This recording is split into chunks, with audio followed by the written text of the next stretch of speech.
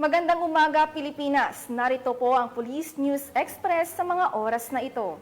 Saya at pag-asa ang hatid ng Community Outreach Program mula sa Officers Ladies Club at Ifugao PNP para sa mahigit 100 estudyante sa munisipalidad ng Ifugao. Narito ang magandang balita, hatid ni Police Master Sergeant Ermelinda Cacliong. Malugod na naghatid ng pag-asa at serbisyo ang mga tauhan ng Ifugao Police Provincial Office sa magkasunod na community outreach activity na ginanap sa Halag 1 at Halag 3 sa munisipalidad ng Aguinaldo, Ifugao nito lamang Oktubre 17 taong kasalukuyan. Ang aktibidad ay pinangunahan ni Police Colonel Jeremias T. Oyawon, Provincial Director ng Ifugao PPO, katuwang ang mga miyembro ng PNP Officers Ladies Club Foundation sa pangunguna ng kanilang advisor na si Ginang Rose Marites Oyawon, mga kawani ng SWAT Ifugao, DPWH Ifugao, 1st at 2nd Ifugao Provincial Mobile Force Company at Aguinaldo Municipal Police Station.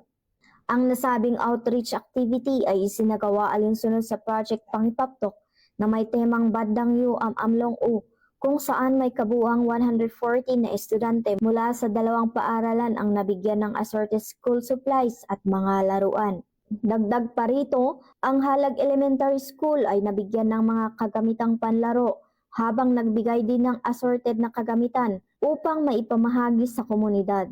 Bukod pa rito, naghandog rin ng libreng gupit para sa mga lalaking estudyante at oplan kuto naman para sa mga kababaihan bilang pagpapakita sa kahalagahan ng personal na pangangalaga sa katawan. So diyo apo ti may isang part ito ti reach out kahit mga nag-share, kahit mga may kapag-rig na kata kayo, kaya nita kayo nga i-motivate. Nagpabot naman ng taos-pusong pasasalamat ang mga guro, barangay officials at mga magulang sa makabuluhang outreach activity kung saan ay tunay nilang nadama ang malasakit mula sa pambansang pulisya.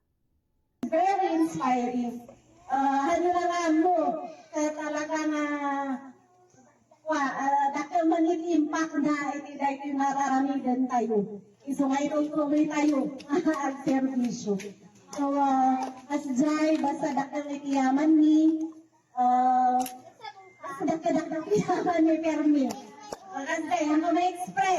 Ang aktibidad ay patunay sa dedikasyon ng Ifugao PNP sa pagsasapuso sa adhikain ng bagong PNP para sa bagong Pilipinas. Mula dito sa Ifugao, ako ang iyong PNN correspondent, Police Master Sergeant Ermelinda Cacliong, alagad ng batas, tagataguyod ng balitang pulis. Maraming salamat, Police Master Sergeant Cacliong. Ako po si Patrolwoman Rina Joyce M. Dalire para sa Police News Express.